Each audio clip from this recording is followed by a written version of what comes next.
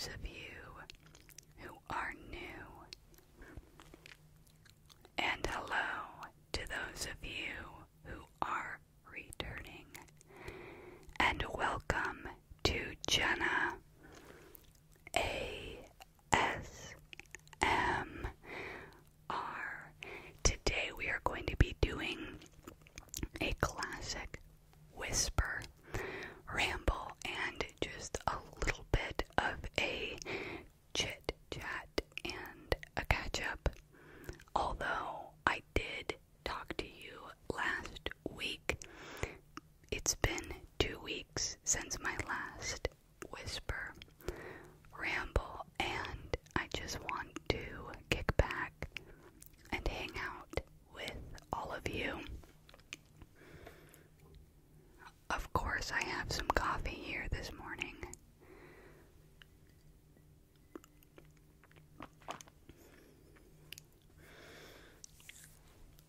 Delicious. Delicious. Delicious. I feel like I have so much to tell you. But first, please tell me how you are doing in the comment section down below. I hope that all of you have had a wonderful week, and I think you'll be watching this at the start of a new week. So I also hope that you feel prepared and ready to absolutely crush the week ahead. But right now, I just want you to relax, relax, relax, relax, relax, relax, relax, relax. If you have any tension, if your muscles are tight, then you need to relax, relax, relax, relax, relax, relax, relax. So, I think most of you know, at least if you've been following my channel for a little bit, you've probably heard me talk about the internship that I recently acquired. I got an internship at a job as an addiction counselor. Now, what is an addiction counselor? An addiction counselor is someone that helps individuals that are struggling with addiction. It's a little bit similar to normal counseling, except the focus is solely on addiction. So I have felt like pretty strongly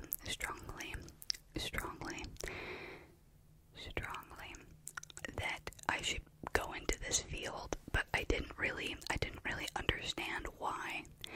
And I know that seems a little bit weird, but I got this idea to do this addiction counseling,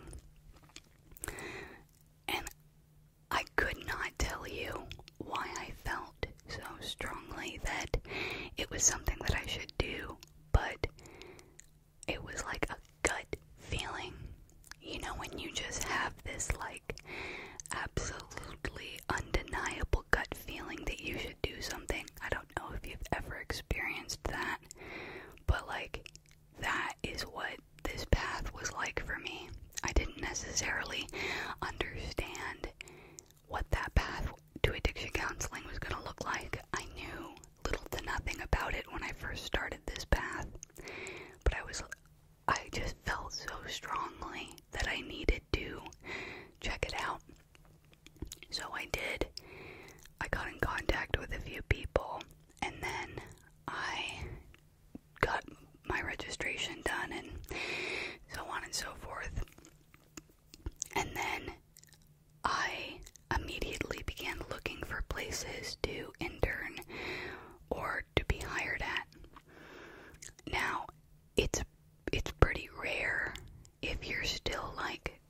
school and like all of that to get the next step of your certification, which I won't really bore you with all of that, but it's pretty rare for a place to hire you. However, it is not uncommon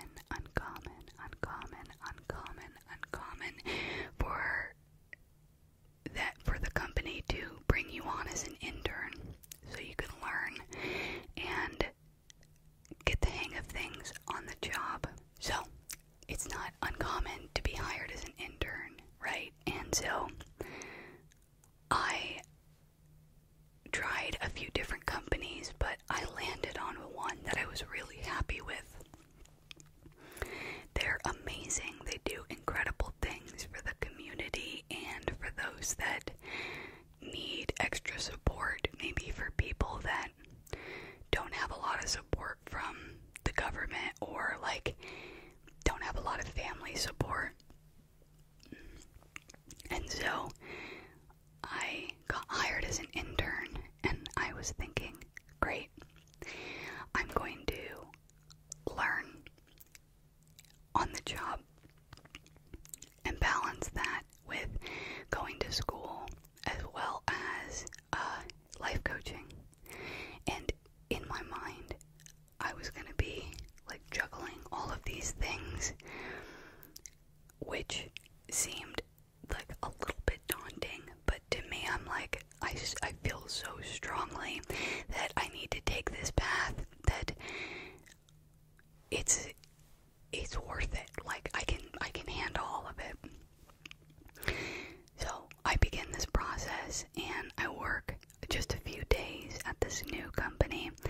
They give me my own desk, and then I continue life coaching.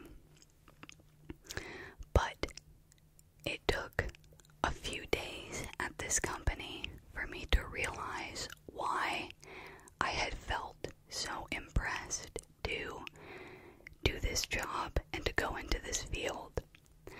Now, I know that everybody has their own like viewpoints and beliefs and all of that, and I don't want to get into that too much, but what I will say is my own experience.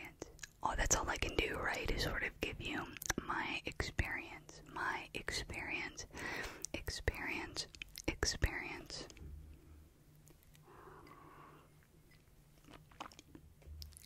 And for me, yes, I did have a tough upbringing. It's not something I really talk about a lot, but it wasn't tough because my family didn't have money, or it wasn't tough because like I did in fact grow up pretty privileged, and I think I got really lucky. Like a good example of this is even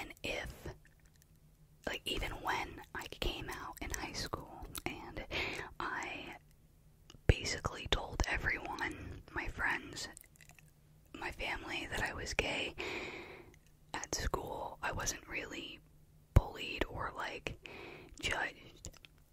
Now, some other stuff happened that did like affect me, but again, I feel that I never really suffered at the hands of a system, or like that I was never unlucky in that way.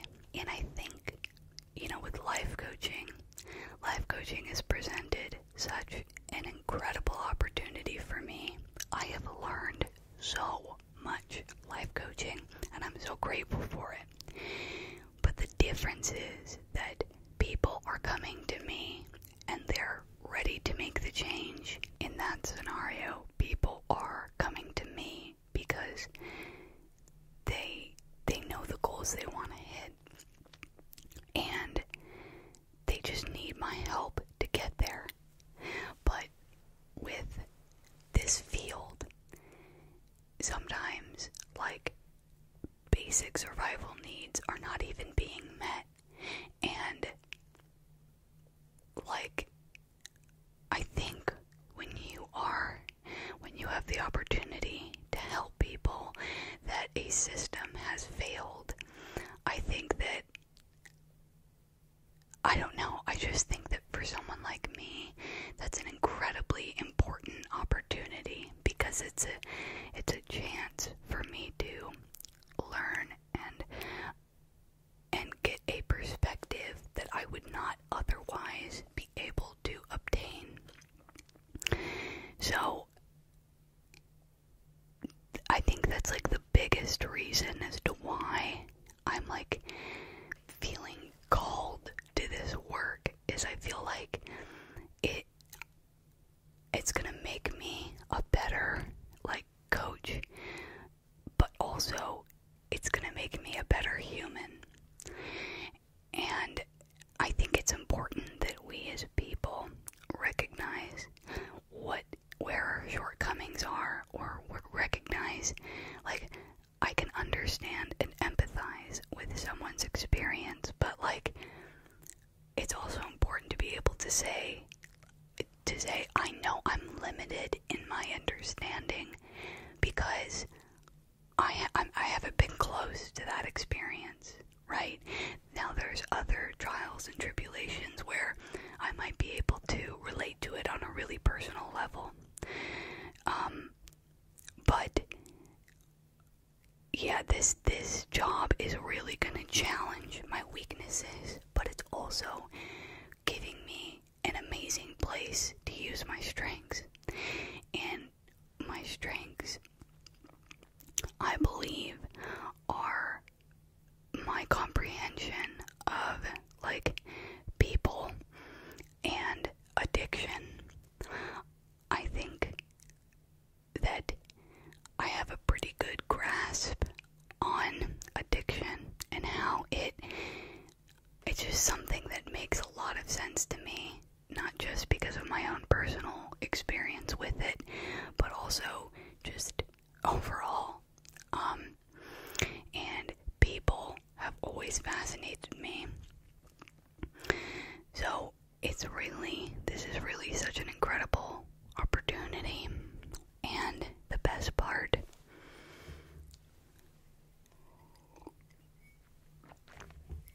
is that they have decided that they do hire me. And that is so amazing. I can't even believe it. I'm just floored. It's such an incredible team. They're amazing. Yeah, it's a great company. What they're doing is great, and it's the perfect place for me to take that next step in my career, but to also like teach me more about myself and about others. So that's exciting news, and I'm really excited about it.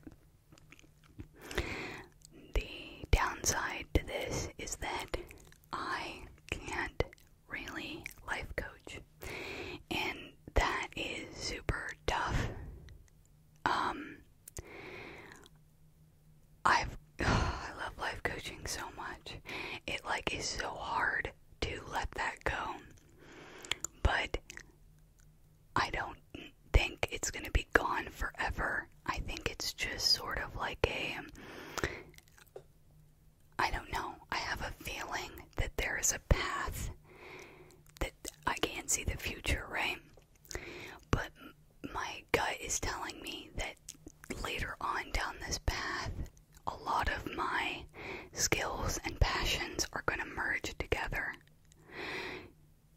I have no clue what that means or what that will look like, but you know, I think I used to be the type of person that would have to know the future before I would take the step, but I've learned that sometimes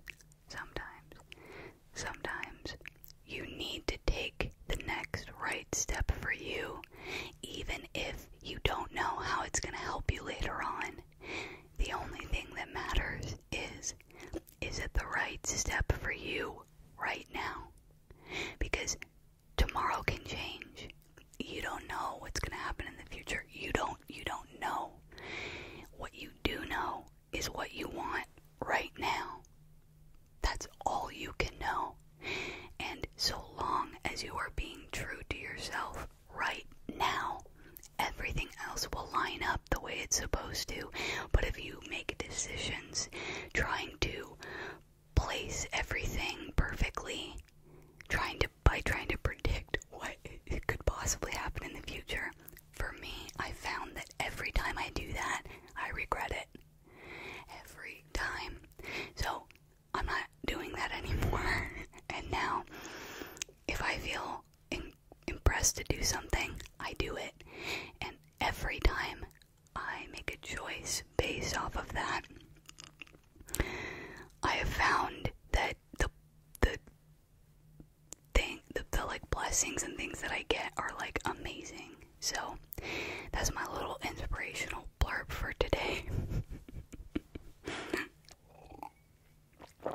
Well, I don't know if I've talked about this on this channel before,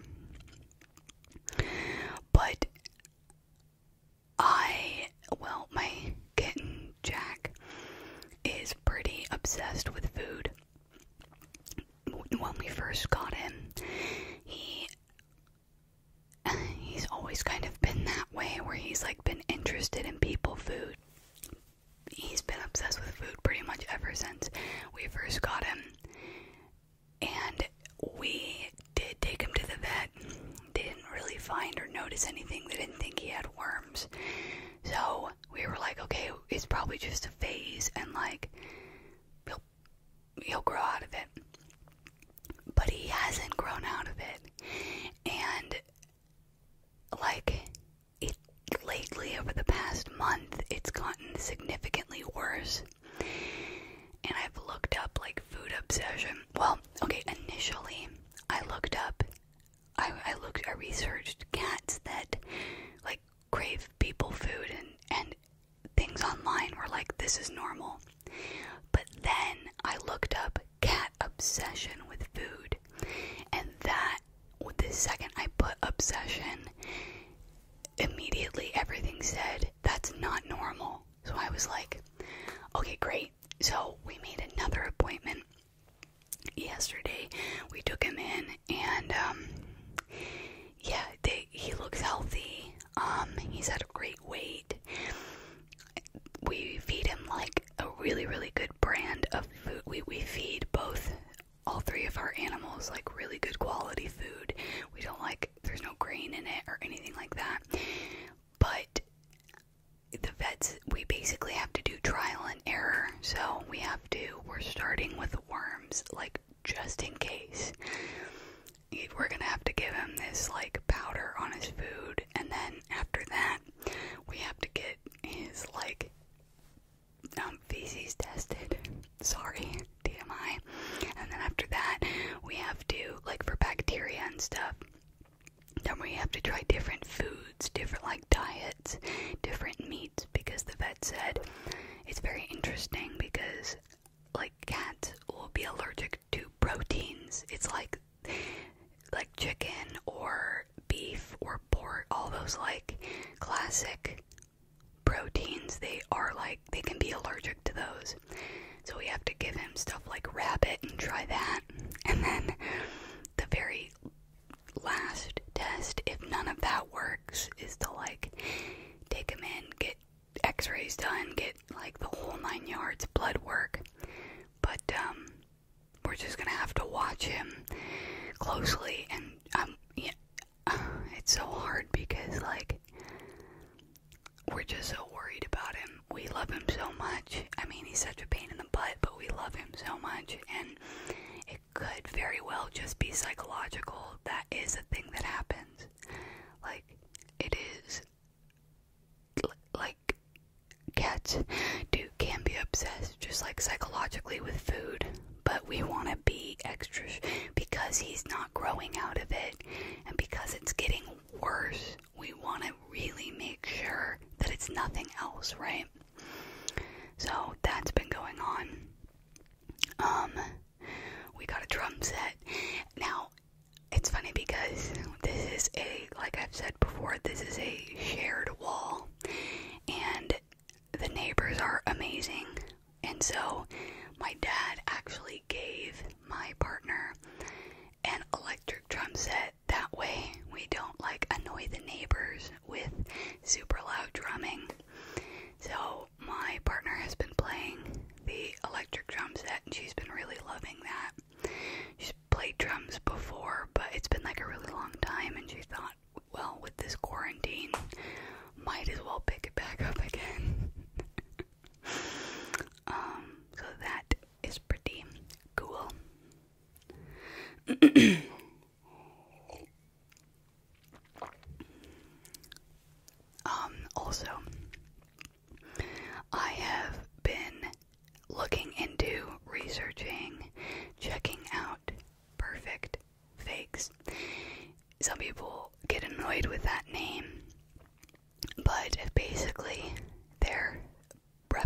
because of sneakers. I have so much to tell you about that because I've been researching into it a lot, and I found thus far quite a big split. There's quite a divide in the community, like the streetwear sneaker community.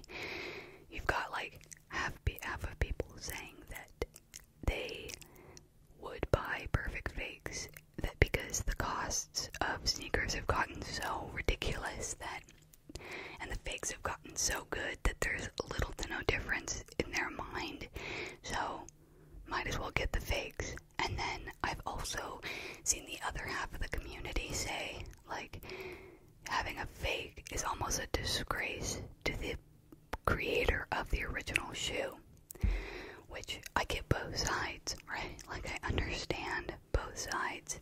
Up till now, every single shoe I've ever owned has been authentic, but recently I've been really interested in learning more about perfect fakes, and I thought I would try it out and film a video and show you the shoes and all of that. And so I'm very, very excited about that. I have 2 more pairs that are coming in next week, and then I'll talk about them, and we'll get into that. So I hope that's interesting to you, and if it is, keep an eye out for that. That'll be next week's video. Also, I've been thinking about doing a gaming ASMR video. I love gaming so much. I'm not the best gamer, that is for sure. There are way better gamers out there than me, but I enjoy it, and I'd love to possibly film some videos. So yeah, I'm thinking about that. Let me know if that's something you'd be interested in. What else has been going on with me? What else has been going on with me? What else? Oh yes. Update.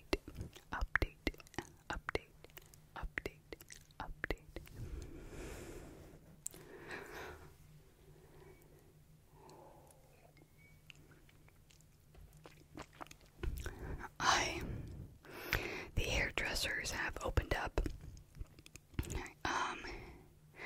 in our area, at least, or in California, and so I was able to wear a mask and do everything safely and finally get my hair done. I know that's really exciting news for y'all, but I am just it's so nice to not have my roots grown out. It didn't look like hideous or anything, but I just like prefer my hair like this. And I just feel so confident and like refreshed when I get it done. And I get my hair done by someone named Hannah. She's incredible. She specializes in blonde, like balayage, blending, and extensions. And I can put her contact info down below so that if in the like NorCal area, you can hit her up. She's like the best of the best. She's incredible. And yeah, everything has just been going really well. I'm just trying to balance my new job with all the other things in my life, but I will continue to upload 1 video a week for each and every one of you, which reminds me, if you're watching this video till the end, please let me know if you have any questions, because I am almost to 1,000 subscribers, and in fact, I might film 2 videos next week, do the 1,000. We'll see if I hit it in time, but yes, I'm going to be doing a Q&A for my 1,000 subscriber special. So if you have any questions that you would like to see answered in the Q&A, go ahead and ask me down below. I will be answering as many as possible. There may be a few that I don't answer for like privacy or what have you, but yeah, just ask me anything you want down below, and I will do my best to get to each and every question that I can in the video. I'll also be posting about it on my Instagram and Twitter, so if you don't follow me there, please do so. I hope that you have found this video relaxing. It's been so awesome to just catch up with you and like let you know what's been going on with me. I also want to know what's been going on with you. And yeah, thank you again. I can't believe we're almost at 1,000 subscribers. I love this channel. I appreciate each of